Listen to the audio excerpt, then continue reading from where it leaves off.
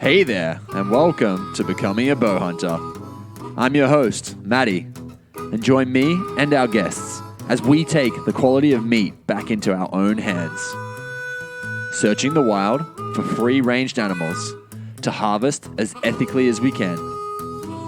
I interview a variety of specialists from the bowhunting community to help fast-track your journey as a bowhunter. So sit back, relax, and enjoy this chinwag on one of your favorite topics in the world, bow hunting. Yo team, thanks so much for joining us. I have Tyler Skowronski with me. Tyler, welcome, dude. Thanks, man. Thanks for having me. So, for the listeners, head across to his Instagram, which is at Hitting the Dream. Hitting is in HIITING, which would usually, some people would probably look at it as like high intensity workout maybe instead, but I think it's really cool. You've got it sectioned out as honor, integrity, instinct and tradition. Where does that come from? Yeah, so those, when I first started the whole and kind of developed the platform, for lack of a better term, I was just kind of looking for something that really represented me and, the people that I hunt with.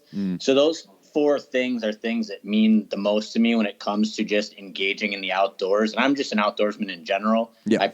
Bow hunting is probably my favorite out of everything, but I hunt, I fish, I camp, I hike, I do all those kind of things. So those four things are just like the four most important. And, I could break them down. I don't know if you want me to or not, but dude, yeah, go for it, please. Go for it. So I'll just give you a quick how I got around it. The honor came from, honoring the game. That's like a really important thing to me, making sure, because when I go out, a lot of people that aren't hunters and stuff, obviously they think hunting is just killing. And for me, it's not. Yeah. I'm a very religious person, but I think I'm pretty spiritual in the sense that I think, whoever creator you believe in, I believe in there's a God. They put them on earth for us to harvest them and nourish our family. So I think we should respect them, and honor them any way we can. Yeah. Integrity then would be just kind of sticking with your own morals. Obviously, it means having strong morals in that sense. So that could go anything from I prefer to talk about how we should really stick up for it. If you believe in something, you should. And I believe that there's an important place for hunting. That first, place to place. Like I know I've heard some podcasts about you guys down there. You have a lot more introduced species, where here we kind of use it as more a conservation tool to keep the numbers in check. Yeah. But I think that there's an important thing to be said about sticking up for what you believe in. Instinct, I think that we all realize that there's always a little bit of instinct, and there's a learning curve on top of it when it comes to hunting and fishing. And you kind of just got to learn your own way and then trust your instincts. And that's what kind of makes it exciting, I think, for most of us, is to have that click in your head where you're like, oh, now I get it. Now I got it, Yeah. Tradition's just a big thing for me too. I was taught how to hunt and fish from my grandfather and my dad. So just sticking with the things that they taught me and then making my new traditions with, them and then friends and introducing more people. It's just, like I said, those four things kind of meant the most to me, and it kind of sums up the person when it comes to engaging in the outdoors. And I think it makes it the most relatable by doing it that way. Dude, that's cool. I think that's really rad. And it's nice to have something like that backing you as well. Like, it's a bit more of a reason. I think a lot of people maybe don't look into it so deeply, but it's obviously the type of person that you are, being that you are a bit spiritual, and it's kind of nice to have that understanding. It's probably, realistically, it's probably the thoughts that a lot of people are thinking anyway, like, why am I doing this? Like, it probably is almost a little battle, and in particular with the way that social media is going, it's almost like if you're going to post, you have to almost be ready to take on the fire as well as the praise to some extent, because obviously the hunting community is going to be very nice and very willing to say like, hey, great job. That's really cool that you were able to harvest that animal and take it for your family, and that you were able to make the kill in knowing that you were going to use the animal. Whereas someone who's not a hunter would probably see it and just think like, oh, what the fuck are you doing? Like, you're a murderer. And they don't tend to see that other side of it. So I think it is really good to kind of have that background and have that knowing of why you're doing it. Right. Yeah. I get a lot of people with those like anti-hunter things. It seems like it's less with the deer and all that, but like when I posted a picture of a bear that I harvested in 2014, couple years back, but every once in a while, Throwback Thursday or whatever, I'll throw it up there just because it was such a great memory for me and my family and everyone. Mm-hmm. And, everyone that really gets a lot of hate for whatever reason. Maybe it's the old like teddy bear comparison thing going on. But I think so. I actually enjoy those conversations probably as much, if not more, than the people that, like you said, almost every hunter or outdoorsman is going to say the same thing with different words. Congrats, way to go.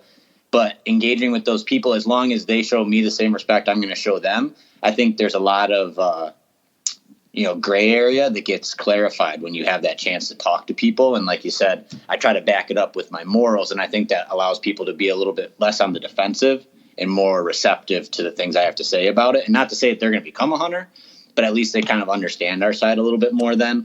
And it makes it less of a partition between the two of us. Yeah, definitely. It's funny. I've had a few different conversations around all, and one big thing was around, so it was with my cousin actually, and he's like, look, I really appreciate what you guys do. I just personally myself could never do it. He's like, I could never go out and physically kill an animal.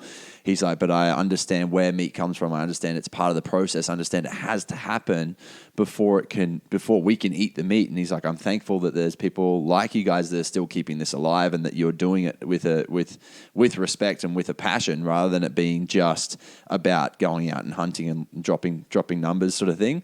But I mean, here in Australia, they actually do just drop numbers. Like, it's literally the deer become so overcrowded.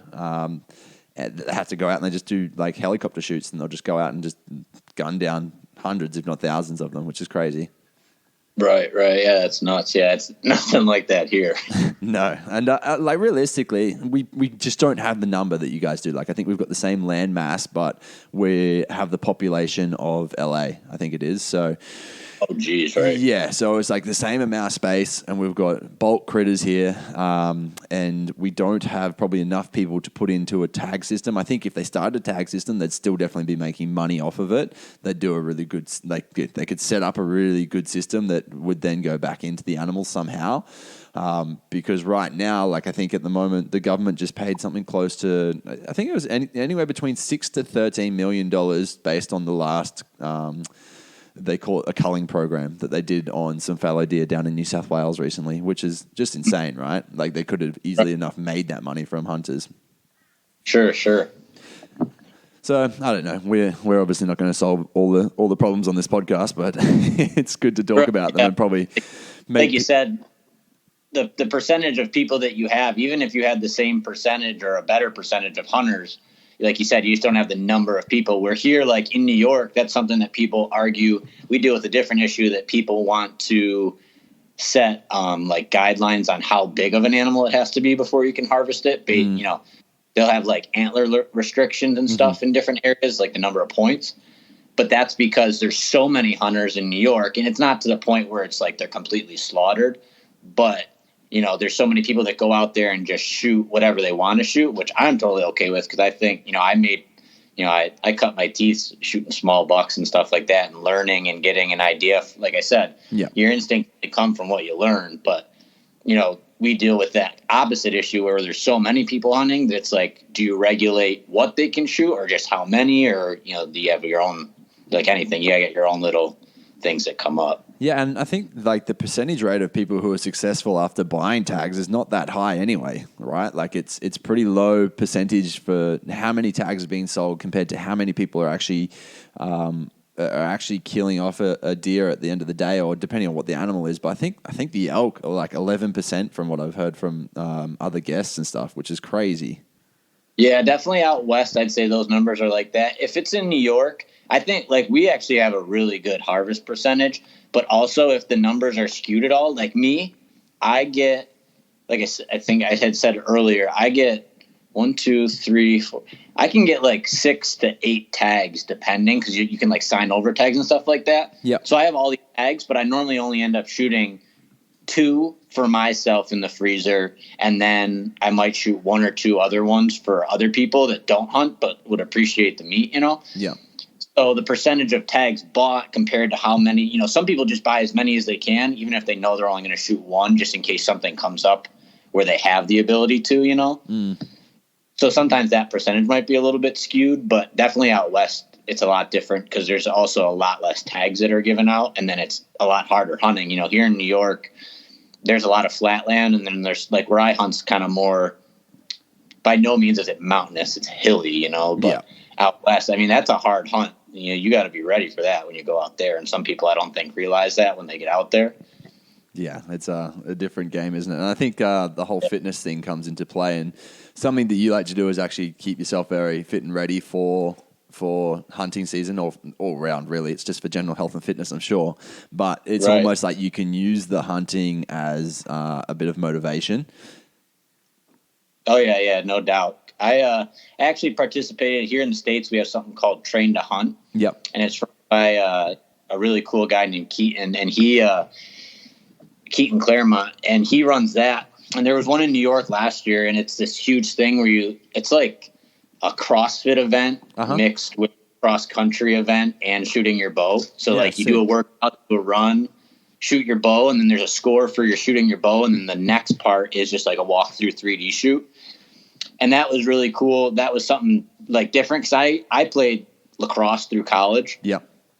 So I was always competitive. So it was kind of nice because I don't really look at hunting as being competitive. Some people are like, oh, I shot better this than you did, but I've never really been like that. So it was kind of cool to find something that was my true passion of like the outdoors and connecting with people that had that passion, but allowing it to be like a really fun competitive thing.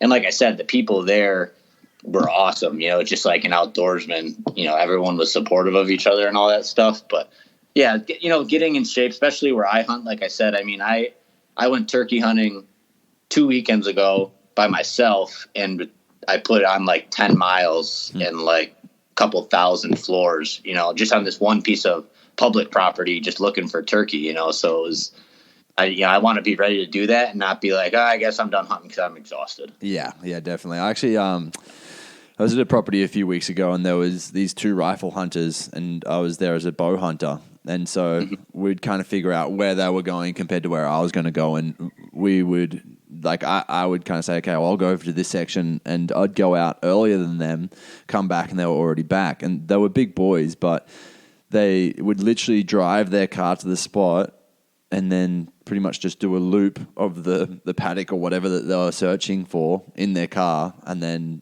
maybe hop out and have a little look for some trails somewhere, and that was about it. I'm like, how are you ever going to be successful with it? Like, it doesn't seem like it's very worthwhile to make the effort to go out to a place to sit in your car the whole time. For me, I mean, each their own, right? Like, that's just how they prefer to do it. But for me, I'm like, no way. Like, I want to get out there. I want to enjoy seeing the mushrooms that are on the ground because of the recent rain. Like, I want to enjoy seeing what's going on in the bush and like the different trees that are growing out of trees. And like the stuff you see is just so bizarre and so cool, but you never see it unless you're out and actually witnessing it. So I think it's just obviously a different perspective, but it's almost like if they were to see it in a different light, would they actually take on the same thoughts and same processes that I do, or would it just be like fuck, this is way too hard, I should have stayed in the car?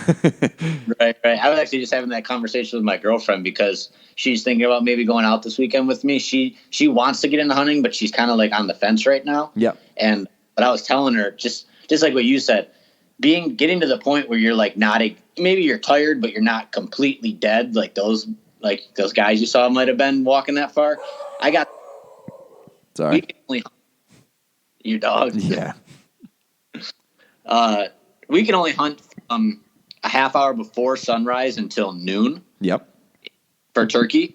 So, I mean, I was walking and I got to a point when I was just like, I'm just going to enjoy this. The sun was coming down. I had a bald eagle fly over and like swoop down to the river, like stuff like that. And I was telling her that as much as it is the excitement of getting something, there's so many times where I've just had the experiences like that. Like you said, just getting as far away from other people as you can and just enjoying all those little things that some people will never see. Yeah. And then I ended up getting a turkey that day. So it was just like an awesome day altogether. But just, getting to that point where we're away from everyone. And even though you feel like you're probably the only one that's ever seen it, there probably is someone else that's done it before. But, could you find like a beer can or something? Yeah. But, it's just cool to get away from everybody and feel like you're not, a car's going to pull up next to you or something like that. Yeah, definitely. And I think that, like, I don't know, I almost feel like you can grow from that as well in regards to personal development, and looking at being better by yourself. Like, so many people can't spend much time by themselves or can't spend much time bored. And I think that's something that hunting does incredibly well for an individual, is that you have to learn how to potentially be bored, or more so you have to learn how to have patience. But if you're going out and you're doing it by yourself, then you have to learn to be by yourself and with your own thoughts. And it's not just about going for a walk. Like, I think it's kind of cool in that regard. And when you get to the moment where it's go time, like, how do you react as a person? How do you respond when you're under fire, I guess? Oh yeah, no doubt. Yeah, and I mean, all that stuff comes into it too. Like, at the very end of the day, when you finally get home and like you cut up that meat and make whatever you're going to make out of it, you take that bite out of it and you look and you like flash back to, how much I sweat my balls off getting up to that spot. I got the deer, and then I had to field dress him. Then I had to get him all the way back down the hill to the truck with all my gear. And you're like, all that stuff goes in it. Like, I think, like you said, I think that really develops you as a person to kind of like, I don't want to say hard times in sense, like, I don't think it could ruin someone going through that, but a lot of the times it's exhausting, and it might, like you said, it might be mentally exhausting even waiting for that opportunity and then hoping to seize it on top of it. So like you said, I think it really develops people.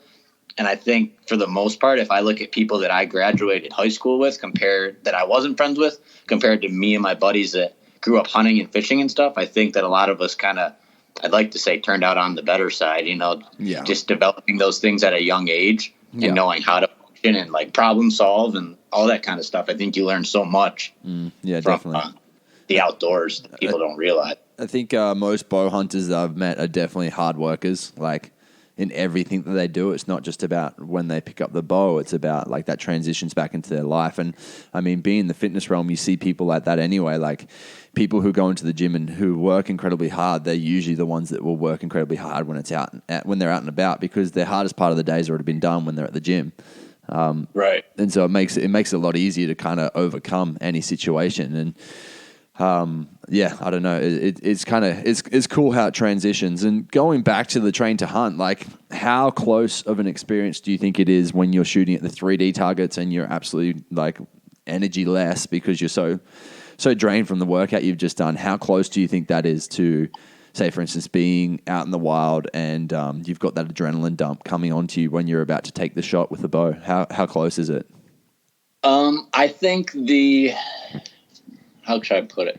I would say that like my body isn't obviously as fatigued when you have that adrenaline dump and like all that stuff, but like having to take that 30 seconds to like calm down in your mind. Cause I've done it before where I draw my bow back and it's like, as soon as I see a brown, boom, let it fly. Yeah. So get to that point. Cause you're also, I think honestly, even more so than the exhaustion at the train to hunt is getting to that point where you realize that you're being timed, but also that realization that if you take 2 seconds to take a deep breath when you stop at a target instead of just drawing your bow back and shooting right away, I think that was the biggest correlation for me of that. The deer just walked into the spot. I drew the bow back.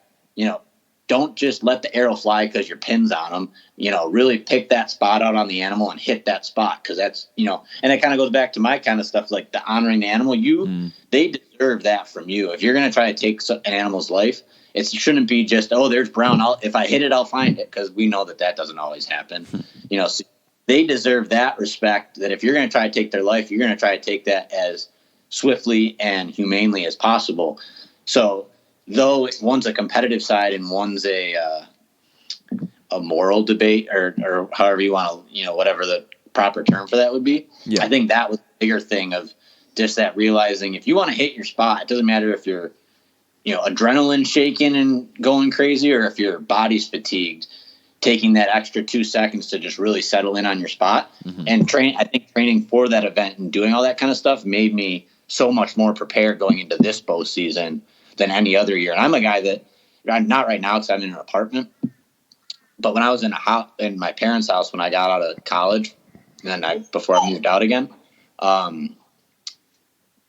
I was like 50 arrows a day at minimum. Yeah. So it's not like I don't shoot my bow enough, but like you said, there's always that that thing that you're not prepared for. And like you said just before this, all that comes into play, whether it's your physical training or mental training to get to a point where you're ready to go.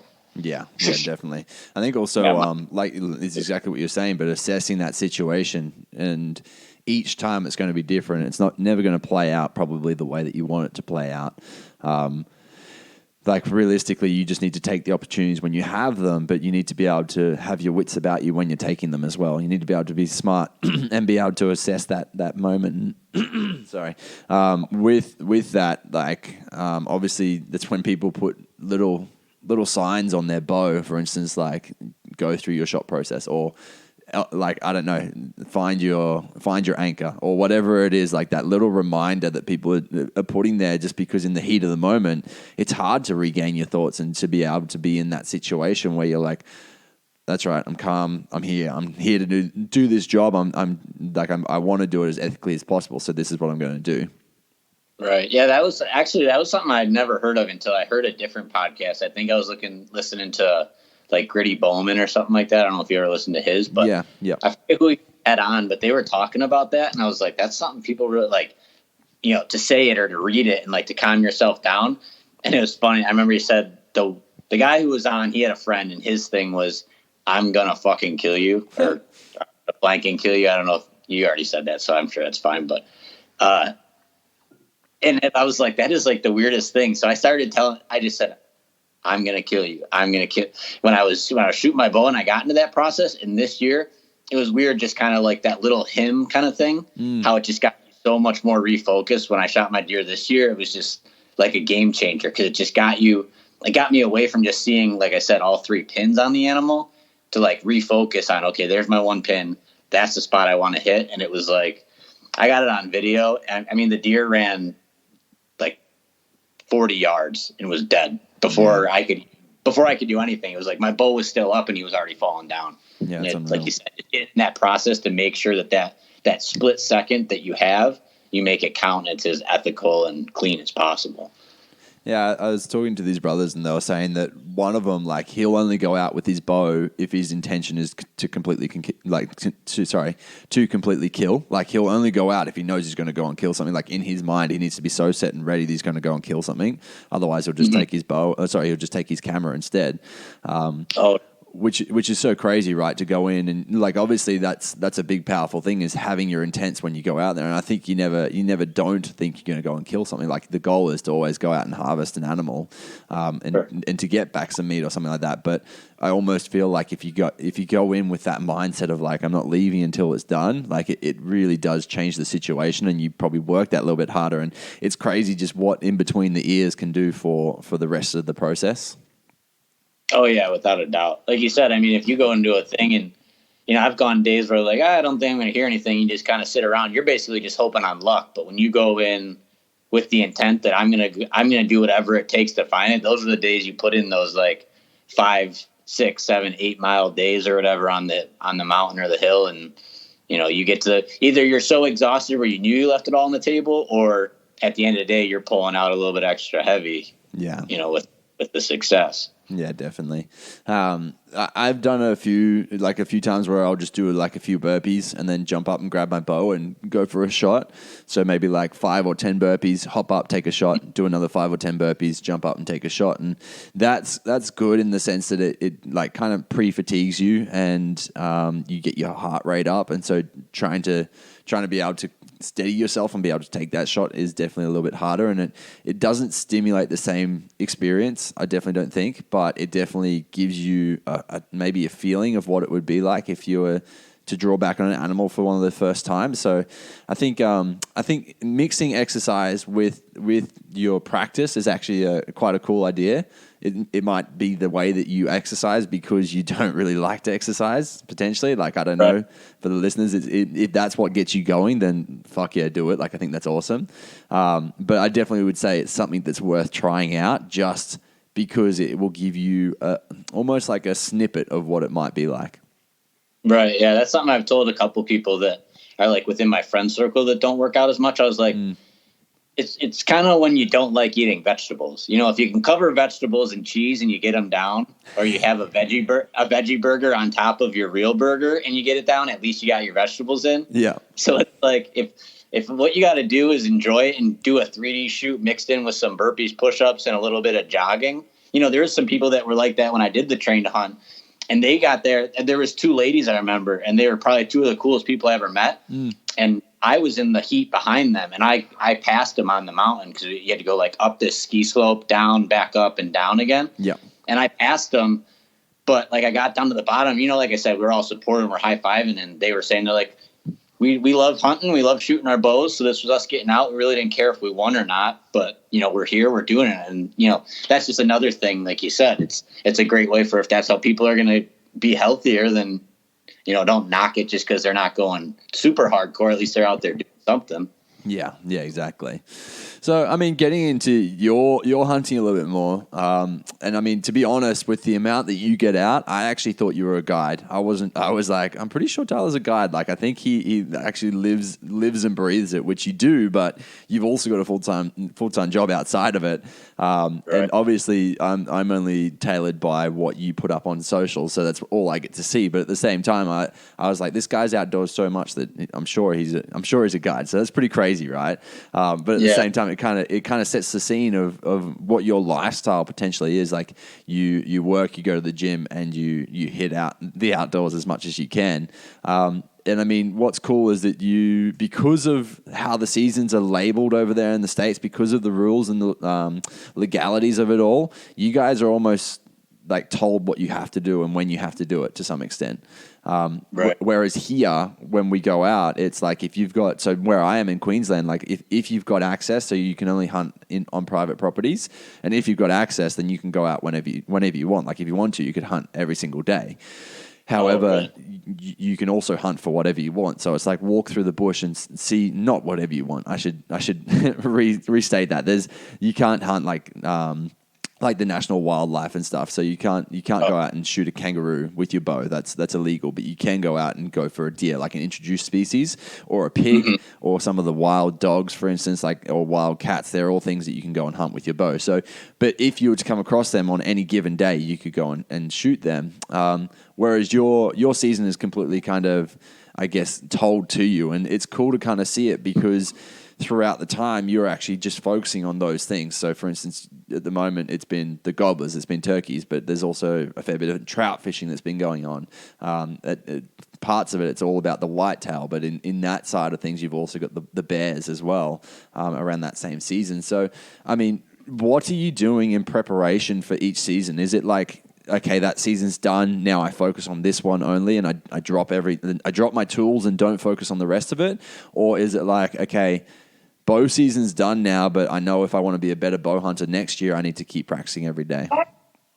I think it's kind of something that I do at all times type of deal. I think there is some specific stuff. Like I'm a big, I've gotten into waterfowl hunting more. So like ducks and geese and stuff like that. Yeah. So I might not be blowing my calls all year, but as it's coming up to it, I'm starting to take my call out and get more used to like some of the different cadences and different, I don't know if you ever talked to anyone that waterfowls or if you guys even do it down there, but there is hunting seasons for ducks here, and magpie geese, I think they are, but I think it's all rifle. I don't know if you do it with a bow or not. Oh no. I mean, you could do it with a bow if you wanted, but a lot of guys, we hunt them with shotguns. So So, but you set up decoys and all this kind of stuff. So there's a couple different, like the physical side of it, I'm always at the gym or doing something just in preparation for all of it, whether it's hunting or fishing or backpacking or any of that kind of stuff. Yep. And there's the specific things too. So like I said, when it's getting, a month or two out from any type of waterfowl season, I'm starting to get used to using my call again. And cause you blow with like your diaphragm. So it's just, you got to break in the calls a little bit. And the same thing with the turkey. I have diaphragm calls that go in your mouth, kind of like how people call elk and all that. So the same thing, you kind of break in the call. But outside of that, I mean, I try to shoot my bow 365 days a year. I sight in my gun in the summer and stuff like that, but I really only, I do a little bit of turkey hunting with my gun and then a little bit of deer hunting with my gun. But for the most part, I try to take out my bow as much as possible. So I try to train for that all year because, I never know whether I'm going to go out on a 3D shoot, which we do like these big walks, like on ski slopes, like I had said. Yep. There's other ones that aren't competitive that you just do them for fun. Yeah, I want to be able to go there, enjoy shooting and not miss, 10 out of the 20 targets or something like that. 'Cause that would be super depressing. But then like when it comes to hunting, obviously you want to be ready too. So. Yeah, definitely. And so with things like with your tag system, so throughout a year, how many tags are you buying? And then how close are you coming to filling those tags? So with me personally, and this might vary from state to state, I don't know exactly. Yeah. But when I was 11 years old, my parents bought me what's called a lifetime license. Mm-hmm. So it was one price, and my tags get mailed to me every year. Wow. So instead of going to buy them, so it was a lot of money up front, but I've already surpassed what it would have been if I would have bought them every year. Yeah, because I think it's like $150 a year, and you get with that you would get your either or tag with the bow. So that's a buck or a doe for whitetail. Yeah. Your buck only tag, which they call your regular season tag, that's supposed to be for a gun, but you can carry any weapon you want. It's just that you can't carry a gun before that date is what it really comes down to. You get a bear tag, a fall turkey tag, 2 spring turkey tags, and I think you can get 2 doe permits, and those are specific to the region. So like here in the States, obviously we have 50 states, and then New York is broken down into then multiple, they call them DMU, deer management units. Uh-huh. And you can put in for doe tags in those places. So let's just say... Is that the permit, essentially? That's what the permit is? What do you mean? Sorry, the where they've got the DMU, is that where the permit comes into play, or that's something different? Yeah. That's so you have your either or and your regular season buck tag. Those you can shoot statewide anywhere. Okay. Yeah. The doe management permits, the DMPs, have to be specific to the DMU. Yeah. Okay, cool. You can only shoot does in that specific area it says it on the tag. Yeah. And then you can actually have up to, I normally don't do this, so don't quote me, but it's definitely 2, maybe 4 you can have signed over to you of doe tags. Yeah, wow. For any given unit. So if you did that, I mean, you're up to, you got your 1, 2, 3. I mean, you'd have up to, what's that, almost 12 tags? Yeah, like if you've got 4 doe tags extra, it can take you up to 12. Based on the numbers you just gave me, so 12 different tags. Yeah, that's crazy. Right. So, I mean, with that being said, I normally take 1 buck with the bow, my 1 buck during regular season, which so far has been with the gun every time, because it's just like, it's so hardcore here. Like when they call it the Orange Army, because there are so many people that go out that don't want to put, like we had talked earlier about putting in all that effort and learning how to shoot a bow. Yeah. So it's like, people think it's so easy to go out with the gun that if you get within 30 yards of a deer, of any deer during that time of year on public land, it's like, that's impressive in itself. Yeah. So I've been carrying my gun a little bit more because it's so thick. I don't know how it is there where you're from, but in the States here, or in my actual area, I mean, if you get a 30-yard shot through the woods, like that's a far shot. Most of the time you're not going to be able to shoot farther just because how dense it is. Yeah. So I've been carrying my gun, but I think I'm going to try to carry the bow next year during the regular season when everyone else is out with their guns. Mm-hmm. But like I was saying, so I normally take 1 buck with the bow, 1 with the gun, and I'll probably fill 1 or 2 doe tags, 1 or 2 of my turkey, because I've just gotten into turkey a little bit more recently, like a little bit more hardcore, just as like another way to get out. So I already filled 1, and I've got 2 weeks to fill my other one now. Uh-huh. And is that with the gun or with the bow or both? You could do whatever you want. My first one I took with the gun. I think I'm going to take out my bow tomorrow when I go out. Awesome. Just as more of a, unless my girlfriend goes, because I told her that if she wanted to shoot and she gets all her stuff in line, she could. Yeah, cool. So if that was the case, I would let her take the gun just because it'd be easier. Yeah. That she hasn't shot a bow enough to feel comfortable. And, that kind of goes back to, I wouldn't take her out if she wasn't comfortable, because that's just, what if you wound the animal, then what situation does it put you in? Yeah, definitely.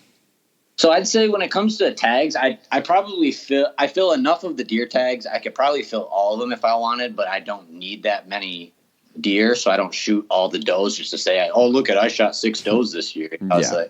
If I don't need them, I'm not going to shoot them, and if no one else is going to take them. We do have a Hunters for the Hungry program here, so I'll try to donate one a year to that. Yeah, that's so awesome. So that goes to like our local soup kitchens, and they pretty much just grind the whole deer so they can use it for anything, make pasta or soup or any of that kind of stuff. Yeah. So I'd say I fill about half the tags. Like I said, the black bear, that's a little bit more of a rarity, even though we get a tag for it. It's not a super common thing. I think that right now the numbers are like average is 1 per 50 square miles or something like that. Okay. So it's not a super prevalent thing. And what I've kind of found is that, and you might not mean to, but you definitely put some form of hierarchy on the animals in your own mind. So, for instance, if I see a rabbit or a hare, I'm not as likely to get as excited as if I was to see a deer. Like, that's going to completely change my whole day as to how I respond and how I react. And I mean, realistically, both should matter just as much, but you still tend to do that. And obviously because it's a bigger animal, maybe because it's a hardest animal to get. But when it comes to the different things that you're going for, from fishing all the way through to your black bear and your whitetails, like in your head, I guess, which is the biggest one and the hardest one that you have to go for? I mean, I guess I could say the bear because I've only ever seen one ever in my life. Mm-hmm. But for that same reason, it's not like common enough where like I said, where people specifically go out for that. It's more you have your tag in your back pocket, and if you have the opportunity, you try to seize it. Yeah. So I would say deer for me, because if anyone were to ask me if I had to drop every other thing, what would I do still? I would be bow hunt for whitetails without a doubt. Yeah, so, cool. And when sorry, go on. I was just going to say quick too, like you said, how we were talking about the different seasons because of that, it kind of gives it a different excitement level. Like right now, I'm not as excited about deer hunting because I know that this time of year is like turkey season and trout fishing and stuff like that. Yeah. And then summer will come and I'll start getting like really hyped looking forward to next deer season in comparison to I'm not even thinking about turkey anymore. Yeah. But that's because we don't have the choice of what the state is telling us when we can do it. Yeah, exactly. But I think it's cool that you're obviously still practicing your other trades while you're doing it. Like you still shoot your bow to make sure that you're in tune for that. When it does come to, I do want to talk about that. So when it does come to things like your trout and your gobblers, I don't know. We've got farmed turkeys here, but I don't think we've got bush turkeys. They're definitely not the same size or anything similar to what your turkeys are. Right. When it comes to turkeys, like what are you looking for in a good male? Like I've heard people talk about their hooks before, and then I've seen plenty of people, they'll pull off the feathers, like the big tail at the back, and they've got like a little dangly part. I don't really know what it is. It looks like it's like just strings of feathers instead. What are you looking for in a good bird? So with turkey, because there's not as much of a disparity between, like you have a first year bird. So I don't know if you show video in the podcast, but I'm sure you can see it. No, I don't even have you on video at the moment, dude. Oh, okay. Well, then I guess that doesn't matter. I got a turkey behind. So basically the three things that you look for with a turkey are, it's called spurs. So that's the part that comes off the back of their foot that you're talking about. People call them hooks if they're really big ones. Big mature bird that's 2, 3, or 4 years old, that basically at 2 years old, they're fully mature, but they can still get bigger in size. Yeah. Like a 3 or 4 year bird is like a true trophy type of thing, they say. But the length of the spur just keeps getting longer. So it's like anything under half an inch is probably a year-old bird, and then they probably get up to a quarter an inch every year, and they just keep getting bigger. And then the tail fan, if it has a full fan, so all the feathers on the tail are the same length, that would be a mature bird, and that's probably the quickest way to really tell, because it's hard to see the spurs a lot of the time when you're in the woods, because even though they're, get up to 25, 27 pounds maybe at the biggest, you figure their legs are only so big, so the odds of you seeing it, if they're in a grass field, they're going to be covered. You can't even see them. Yeah, exactly. If they're all strutted up, you're definitely not going to see them. So when they have a full fan, all the tail feathers are the same length. They that's a sign that it's a mature bird, because so that's called a tom. In the counterpart to that is a year-old bird, which is called a jake. Yep. And we'll call them like a notch fan because the tail feathers in the center are a little bit longer than the other ones because they haven't grown to full length yet. Yeah. So when they're strut, if you see that it has that kind of like notch, that extra tall tail fan in the center, that's an immature bird. Mm-hmm. So that's why people talk about having that big fan and all that. And then the last part that you had talked about is actually, we call them a beard. And it kind of feels like a little bit more, what it's really like actually is like a broom, like that. Yep. The bristles. And that grows as they get older too. So that bird that I shot this year was a jake so far. And that one only had a 4-inch beard, but guys shoot ones that are anywhere from probably 7 to 12 inches. And does it hang from their chin? Or it hangs right where their neck meets their breastbone, or like their chest. Right there is where it drops down. Yeah. And the reason I said originally about the tail fan being the biggest clue to a mature bird or not is because there's things like up here, birds actually can lose up to like half of their beard because of the frost in the winter. Yeah, wow. So it can make it brittle and fall off. And then in other places, they have things called beard rot. So like some of the beard can rot just from, I'm not sure if it's like a bacteria that gets on it or something like that. It has nothing, it doesn't affect the health of the animal, but sometimes those hairs can fall off and it has to grow back again. Yeah, okay. All those things kind of change. Yeah, that's interesting. That's cool. And so when it comes to turkey hunting, like how hard is it?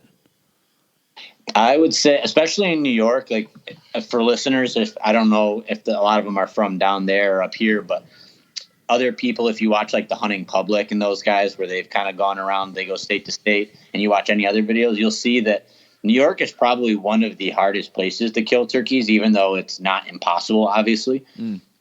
Because the hardest thing about a turkey is they can actually see 180 degrees. So even when you think looking completely away from you, they could still pick up your movement. And they're not like a deer where they pick up movement and look back at you. 9 times out of 10, they just immediately run. Wow. They don't even think twice. They just, bam, they're gone. So, and isn't their vision like 20 times so they can see long distance as well? Yeah, they can see pretty far. So all that stuff comes into play on how you're going to hunt them. So some guys hunt in blinds, and I shot my bird last year with my bow, but I was sitting in a ground blind, so I had a little bit more cover around me, so I could move around a little bit more.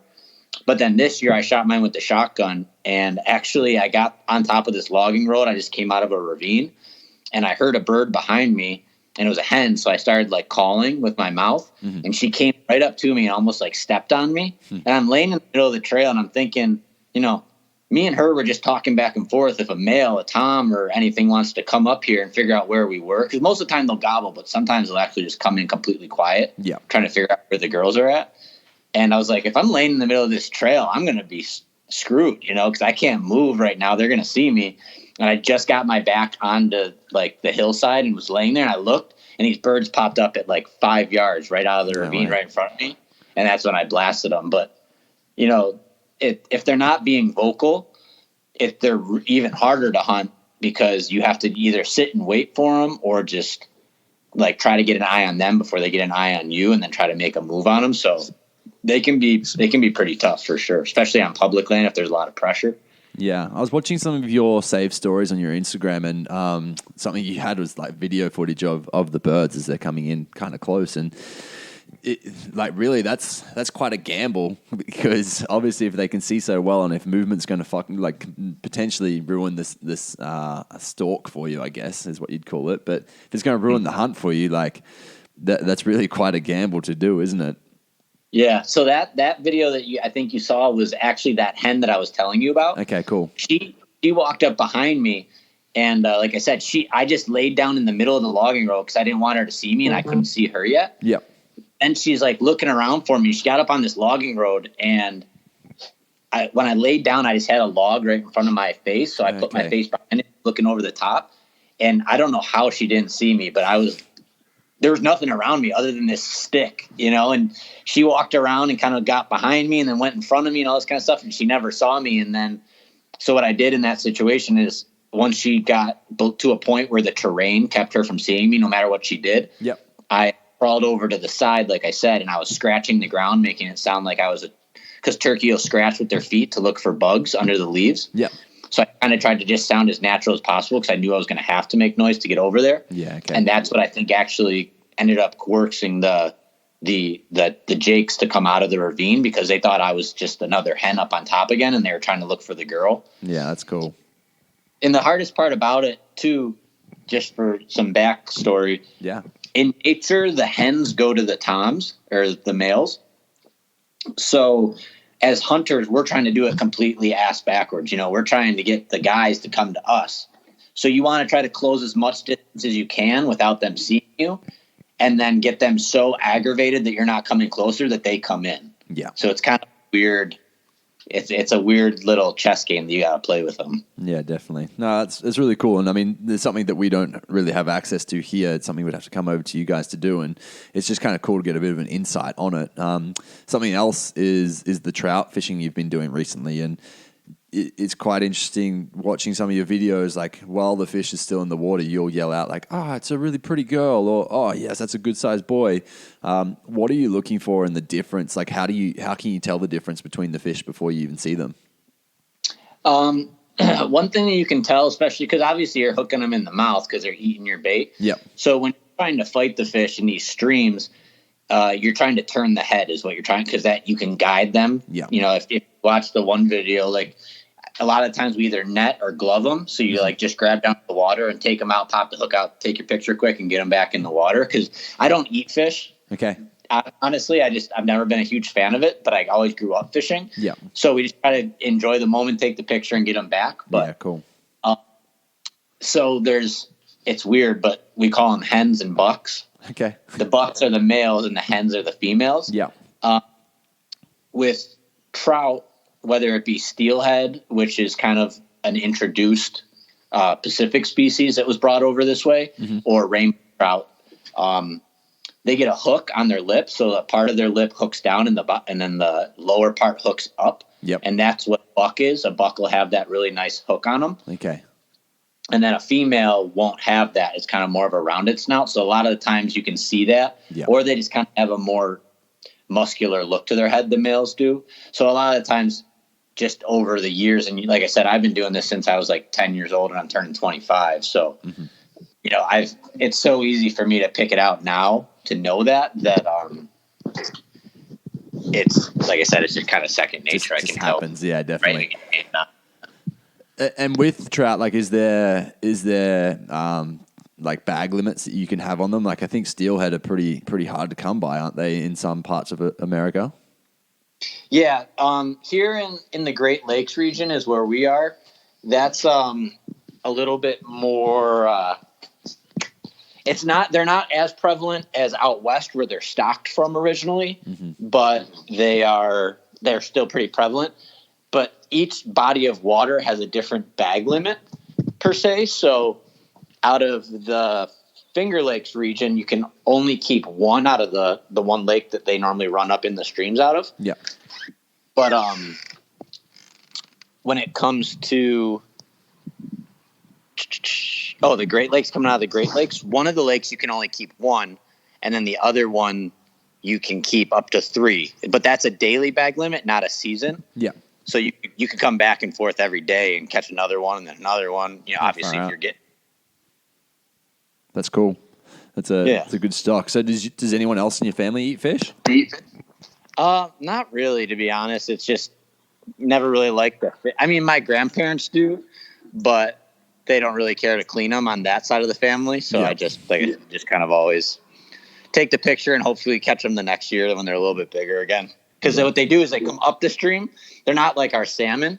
They come up the stream and then they drop back down to the lake, get bigger, and then come back again. Okay. Yeah, that's cool. That's really cool. And so when it comes to your bow hunting season, is it the same length in all states, but then the rules are different in each state? Is that essentially what happens? Not completely. So like our bow hunting season opens October 1st and then closes like the second week in November. But then like my grandfather on the side of the family that hunts, their season opens in, I think it's the middle of October, but theirs is open through February. Okay. So wow. each state has them different. And then, but like in their state where we have a month-long gun hunting season where you can use a gun, they have 3 gun seasons, and the longest one is like 4 days long. Yeah. So okay. even across their 3 seasons, they don't even have as many days with the gun. Yeah, that's cool. So it's just, each one kind of, and that's kind of some of the arguments I talked about earlier. Some people think we should do more stuff like that because obviously it's harder with the bow.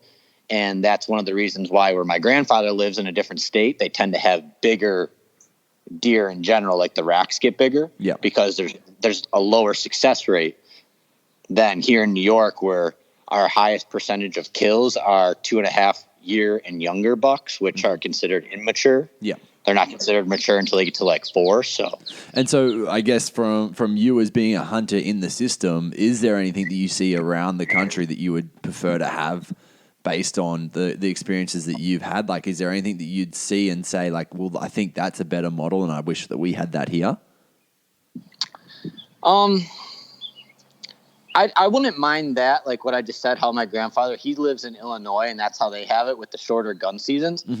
I think everyone has the right, obviously, to be able to take game and all that. But I also, I just like anything, it's not about the size to me, but we all like shooting the biggest one or something like that. There's obviously a little bit of a perk to doing that. So I wouldn't mind seeing it that way, just for the sake that I think more people would have those memories of getting those bigger animals. Because I have uncles that have never shot anything bigger than like, we call them a crotch horn. So it's a 4.2 on each side. Yep.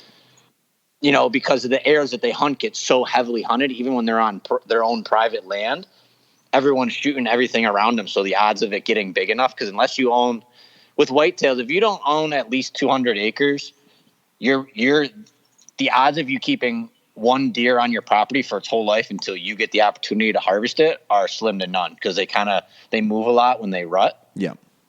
So anybody could shoot, if you own 50 acres, you might have them on there in the summer or in the winter when they're not rutting anymore. But as soon as they're rutting in like the early parts of November, they could be 3-4 properties over and someone else could shoot it. Even if you wanted to wait for him another year to get bigger, it's just not going to happen, because the other guy, that could be the biggest deer you ever saw and he's going to shoot it. Yeah, definitely. So shortening that gun season, I think, would allow for that more. And then, like I said, I don't really mind, because I just love hunting with my bow anyway. So if you took away gun season, it wouldn't stop me from getting out there in the first place. Yeah. And so when it comes to whitetail hunting for you, are you a tree stand type of person, or are you getting out and about like amongst them, or is it a bit of a mix? I'd say it's a little bit of a mix. I say for the most part, it's out of a tree stand, and I make the determination based on how the wind's blowing and all that. I go in with the plan. Obviously now we all have technology, so I can look at what the weather's supposed to forecast, and based on what I've seen in the past and how the deer move, I know what's going to put myself in the best situation. Yeah.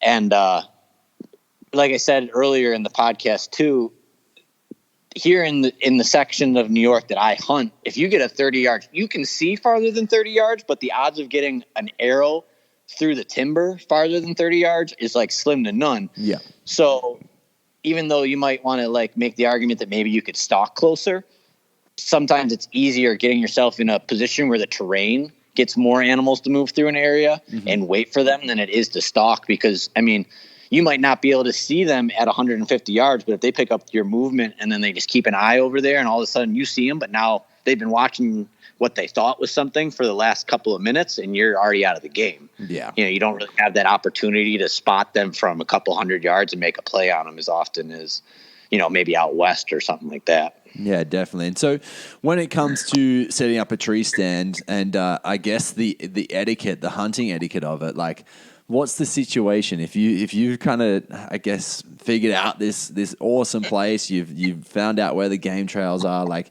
it's the perfect little lead in, and you get there on the day that you're going to go hunting, and there's someone maybe walking in front of you, there's someone that's already set up the tree stand, like how does that all work? So there's different types of land in New York where I hunt, and based on that determines how you're allowed to use your tree stand. So on where I hunt, it's called wildlife management. Mm-hmm. Wildlife management, you can't leave anything. You can't leave game cameras. You can't leave your tree stand up, nothing. Where on state forest, you can leave it up as long as you mark it with your name. Yep.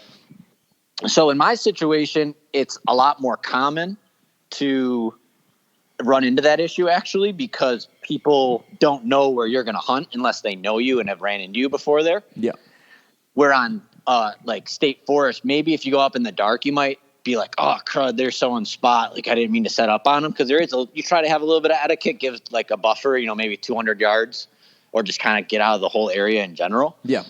But so my game plan typically is I try to get as far away from the parking area as I can, because there's less people that are going to go that far. Yeah, definitely. And then outside of that, I just kind of, like I said, I try to play the terrain. And a couple of times I've ran into the issue of people getting up there, but the properties that I hunt are also ones where I tend to see less people in general. So if I run into somebody, we both kind of get that clue of like, okay, this is where he's been hunting. Even if it could be like the best spot in the world, I know that that's kind of his spot. So I'm going to stay out of there until at very least I run into him back at the truck, hopefully, and be like, oh, do you hunt there a lot? Like, oh no, I just tried it out. I didn't really like it. Okay. Well, now I might not be telling him like, oh dude, you got to hunt there. That's a great spot. But at least now I know that he's not going to be in there as often. Yeah. But that's like, I tell my buddies, I got this spot where in the last 3 years, I've killed 7 deer and my turkey this year, all in this same spot. And I've been up there and got my dad a deer on top of that, and one of my best friends, he got his first public land buck up there this year also. Mm-hmm. And then that area is also where I shot my first big buck and the bear that I shot just, a couple years before. Like I said, that was 2014. So it's like a sanctuary.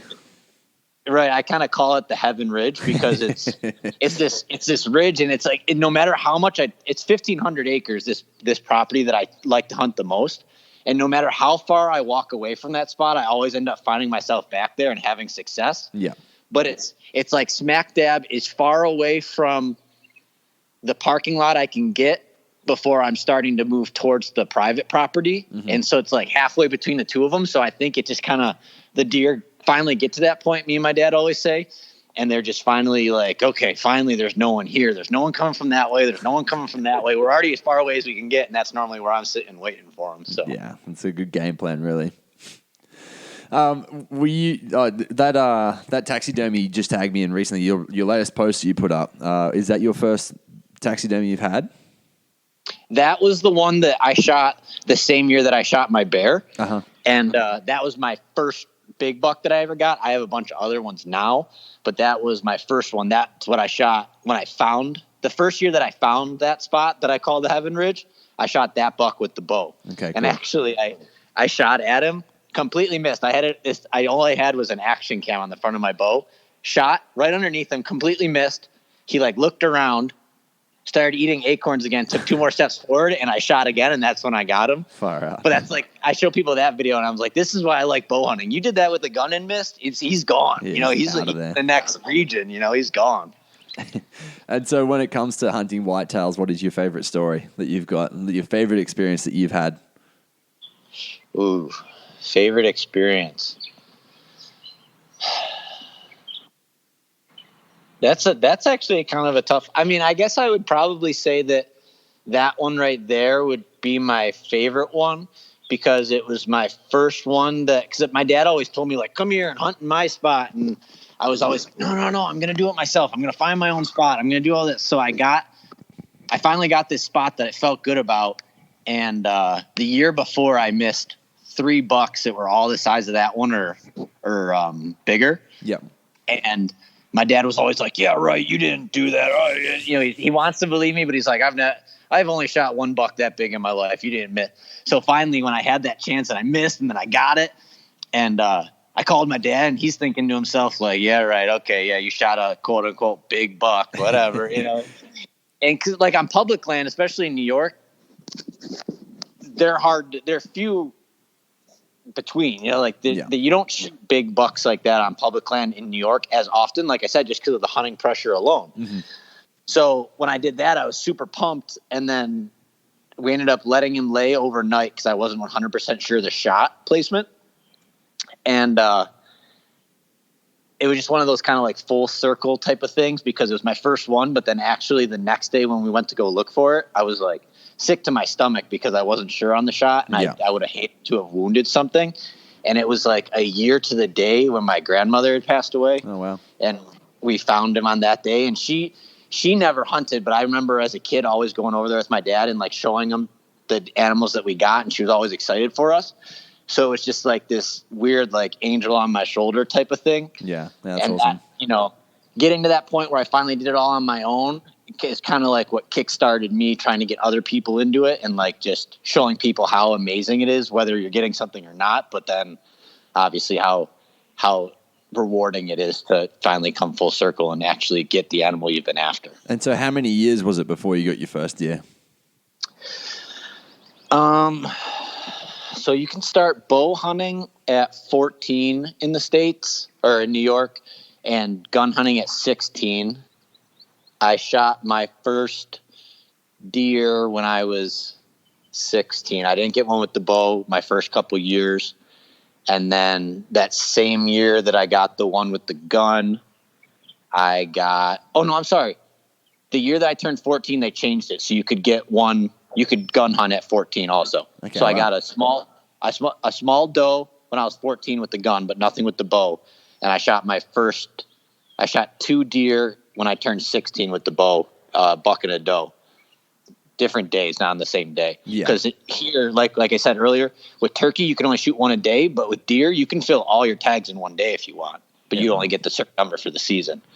So it took me 2 full years plus, I hunted with my dad all the time when I was a kid and he got deer, but obviously I wasn't. So I probably had, 7 years under my belt before I actually finally had success. Yeah, it's kind of crazy when you put it into perspective like that. Like I actually still haven't shot a deer myself. Right. It's something I've still been working towards, and I guess it's kind of all part of this whole journey is getting to interview people and find out tips and tricks about it. But realistically, what I'm finding is just the hard work out in the yards is actually what's giving me the most feedback because. Having someone there makes a big difference. Like having someone coach you through it makes a monster difference, and tips and tricks that you gain along the way help. But in that situation, it's always based on whatever you're going to do, and the stuff ups that you make, they're the things you're going to learn from probably the most. It was like, that's where I fucked up. Like it's not necessarily that someone can just say, hey. Make sure you do this, and you're always going to remember to do that as well, because sometimes it's not until you've experienced it that you're like, oh fuck, that's right, that's exactly what that person told me to do. Right. Yeah. It's. I think that's the biggest thing is there's so much that someone can try to teach you, but you're only going to get better by learning and making those mistakes. Like that buck, like I said, I shot and completely missed because as soon as he turned broadside, I tried to shoot at him. So instead of taking a deep breath, trying to make a mental determination how far I actually thought he was, I just put my first pin on him and shot, and he was a little bit farther than that. Luckily, I also had the opportunity to make up for the mistake because I got a second shot at him. But, missing, I think, allows you to learn more than getting the deer. Because when you get something, you're like, oh, look, I did it all right. Yeah, exactly. It's those failures that kind of teach you so much more about what you should have been doing and then make you better for the next opportunity you have. Yeah, definitely. And so with you, like you've got some names on your page such as Mountain Ops and Sitka Gear. Are they all sponsors? I don't want to say sponsor because it's not like 100% like they're paying me to go hunting places. More collaborations. Yeah, so I work with them and I help them out. They help me out type of thing. Yeah. And a lot of those companies are companies that I just like. I had a condition that was completely undiagnosed when I was in college. Mm-hmm. I was like in the hospital with something with my heart, and they're like, "It basically looks like you had a heart attack, but you didn't have a heart attack." When I was doing something with lacrosse, so I got super skeptical. I've never even tasted coffee a day in my life. I really don't drink caffeine. Uh-huh. And So I got super skeptical about like pre-workouts and stuff like that. So then when I tried mountain ops for the first time, I didn't get that super like nauseous feeling that reminded me of the time I was in the hospital and all that. So I started using it and then just kind of kept showing people how much it meant to me. Yeah. And like how much I thought it worked and how it made me feel good. And that's why like that one developed. And then, Sitka, because we all need camo, and I started wearing their stuff, and it was like mind blowing how good I thought it worked. And that's kind of how all the things happened in conjunction with the fact that when they saw what I kind of stood for, they believed in it and thought it was pretty cool. Yeah, so that's awesome. I got lucky in that sense. That's really cool. And so I guess last two questions, because we've come over an hour now. So what would you say the biggest thing that you've learned from your dad when it comes to hunting is? Or from your parents? I shouldn't label it just as your dad. No, yeah. I mean, obviously I learned stuff from both my parents. I got two parents that I, love dearly and have good relationships with. But on the hunting side of it, it would definitely be my dad. And I mean, he definitely taught me all the simpler things of, this is what a deer track is. This is what a deer rub is, and this, that, and the other thing. But I think that profound respect for the animal that you're going after and realizing that, you're taking a life. You're killing something or that's your intentions when you're going out to hunt. So, don't take it for granted. Don't just wheel the gun around like it's no big deal, or just shoot your bow at something because, maybe I'll hit it. So I think that respect for animals and the respect for life, and in conjunction with that, probably the importance of safety. Mm-hmm. Those two things are probably two of the bigger things that I learned from my dad, that he always jokes that I just kind of took it to the next level, and now I'm trying to promote that to other people. But without that upbringing and like understanding how important what we're doing is and how powerful it is at the same sense, is probably the things I learned the most from my dad growing up. Yeah, that's really cool. Within saying that, is there any near misses that you've had when you're out and about? Like, and what I'm talking about here is like close encounters to not necessarily death, but it's just like situations where you potentially could have been really badly hurt or harmed if it had not worked out the way it had when you're out in the wild.